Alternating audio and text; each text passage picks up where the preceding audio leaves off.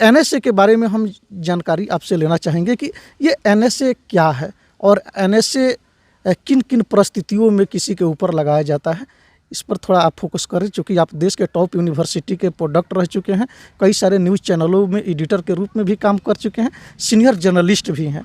तो हम एनएसए पर फोकस करने के लिए आपसे आग्रह करेंगे कि हमारे दर्शकों को एनएसए के बारे में बताएं कि एनएसए किन परिस्थितियों में किसके ऊपर लगता है। एनएसए के बारे में हवा बहुत ज़्यादा है अपने यहाँ, जबकि एनएसए हवा की बात नहीं है। उसमें पूरा मौका मिलता है उस शख्स के ऊपर जिसको एनएसए के अंदर में लाया गया है, अपनी बात को ट्राइब्यूनल जो हाई कोर्ट के जजेस होते हैं वहाँ पे अपने प्राइवेट काउंसलर के साथ में अपनी बात रख सकते हैं और एनएसए को हटाया जा सकता है उनके ऊपर से। तो मनीष कश्यप के, मैं तो एनएसए की बात किया हूँ कि एनएसए क्यों लगता है, कैसे लगता है, मियाद क्या होता है। जो शख्स पे एनएसए लगा है वो अपना पक्ष प्राइवेट काउंसलर रख के वो हटवा भी सकते हैं। सवाल है मनीष कश्यप का। मनीष कश्यप के ऊपर लग सकता है, लेकिन मुझे लगता है कि वो एनएसए चलने वाला नहीं है। एग्जीक्यूटिव लॉ है, इस कोई सीआरपीसी और आईपीसी में इसका कोई प्रोविज़न नहीं है।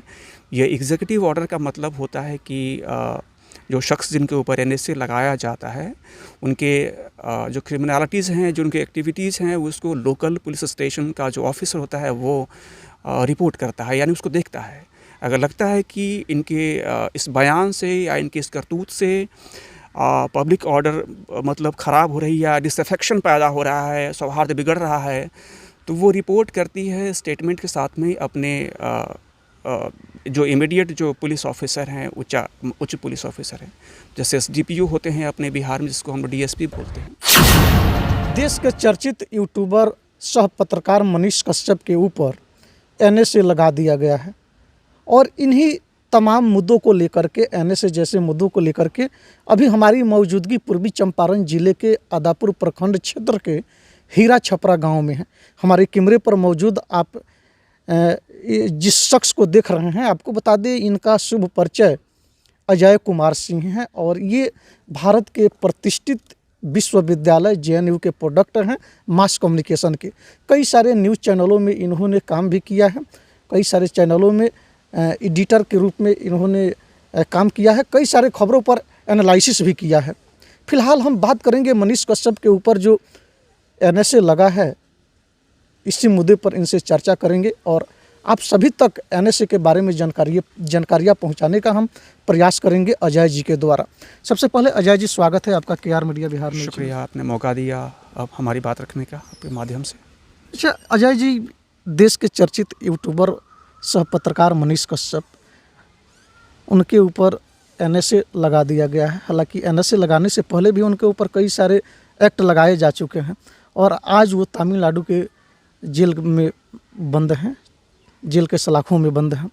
तो एनएसए के बारे में हम जानकारी आपसे लेना चाहेंगे कि ये एनएसए क्या है और एनएसए किन किन परिस्थितियों में किसी के ऊपर लगाया जाता है, इस पर थोड़ा आप फोकस करें। चूँकि आप देश के टॉप यूनिवर्सिटी के प्रोडक्ट रह चुके हैं, कई सारे न्यूज़ चैनलों में एडिटर के रूप में भी काम कर चुके हैं, सीनियर जर्नलिस्ट भी हैं।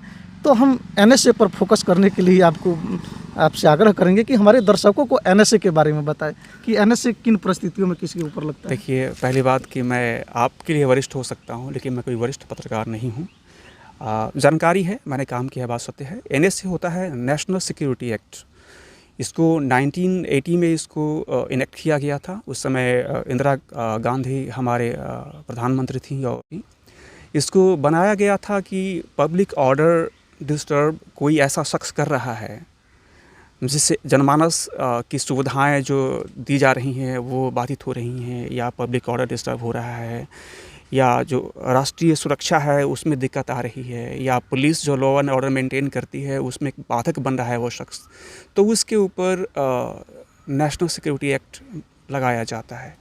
और एक एग्जीक्यूटिव लॉ है, इस कोई सीआरपीसी और आईपीसी में इसका कोई प्रोविज़न नहीं है।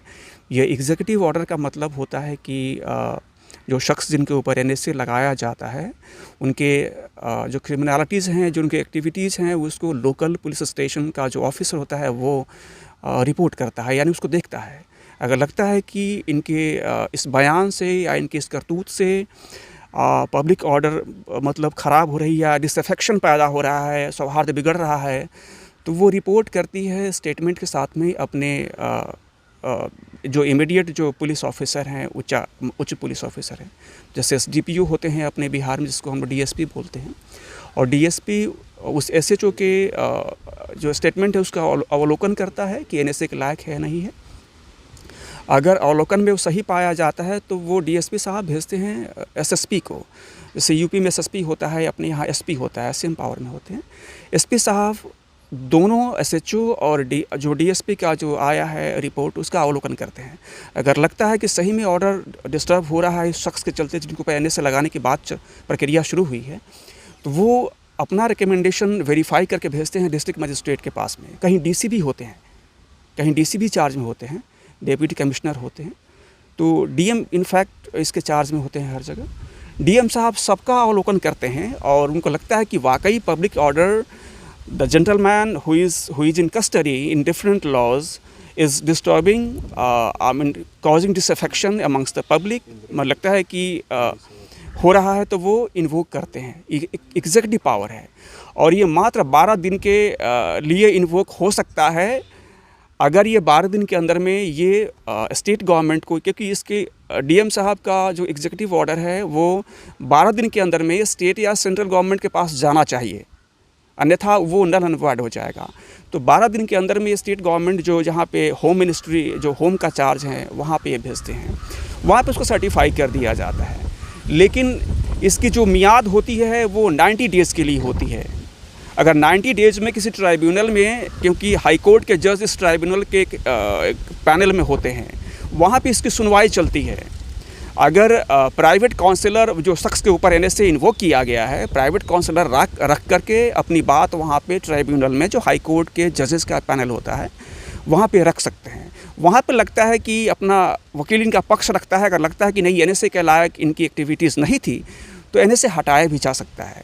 लेकिन वैसे भी किसी एनएसए की मियाद 12 महीना से ज़्यादा नहीं होता है, और ये 12 महीना से ज़्यादा बढ़ेगा, यानी प्रिवेंटिव डिटेंशन होता है। मैं एक बात बोल रहा हूँ, प्रिवेंटिव डिटेंशन होता है, किसी आईपीसी सीआरपीसी में नहीं होता है। ये एग्जीक्यूटिव ऑर्डर है, इतना बात जान ले आप। ये तब लगता है जब पुलिस को लगता है कि पब्लिक ऑर्डर डिस्टर्ब हो रहा है, या इंटरनल सिक्योरिटी जो इस्टेब्लिशमेंट है वो उसमें ये आदमी बाधक बन रहा है, तभी ये लगता है।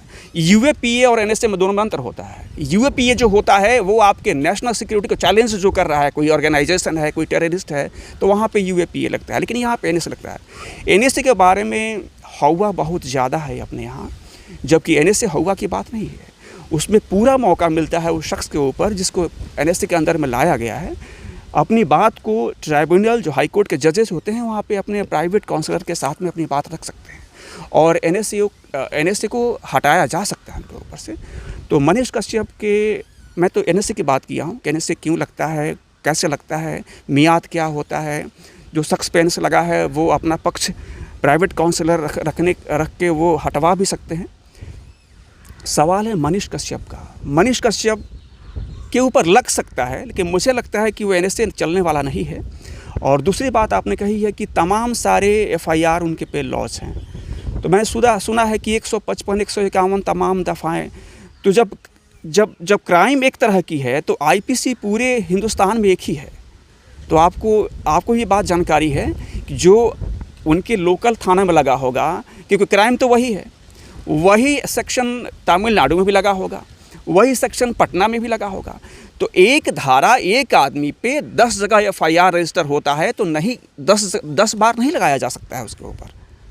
इसका एक और तरीका है, अगर ऐसे 10 जगह, अगर एक ही स्टेट में अगर 5 जगह एफआईआर लॉज है एक ही सेक्शन में, तो सुप्रीम कोर्ट पे सीधे उनके काउंसलर जा सकते हैं सुप्रीम कोर्ट में, और वहाँ पे सारे सेक्शंस को अलग अलग राज्य में के अलग अलग ज़िले में जो लगाए गए हैं इनके ऊपर, उसको क्लबिंग किया जा सकता है, इनकी एकत्रित किया जा सकता है। एकत्रित किया, ये पावर सिर्फ सुप्रीम कोर्ट के पास में है। कोई भी लॉ है, चाहे वो यूएपीए हो, चाहे वो एनएसए हो, या कोई और मतलब स्ट्रिंजेंट लॉ हो, कॉन्स्टिट्यूशन को डिफाइन करने का स्वाधिकार सुप्रीम कोर्ट के चीफ जस्टिस के पास में है। चाहे चीफ जस्टिस कोई बेंच घोषित करें उसके लिए, या खुद उस बेंच का हिस्सा हो, कॉन्स्टिट्यूशनल जो डेफिनीशन है उसको डिफाइन करने का पावर सिर्फ सुप्रीम कोर्ट के पास में है। इसलिए कानून से कोई बड़ा नहीं है और संविधान से कोई ऊपर नहीं है।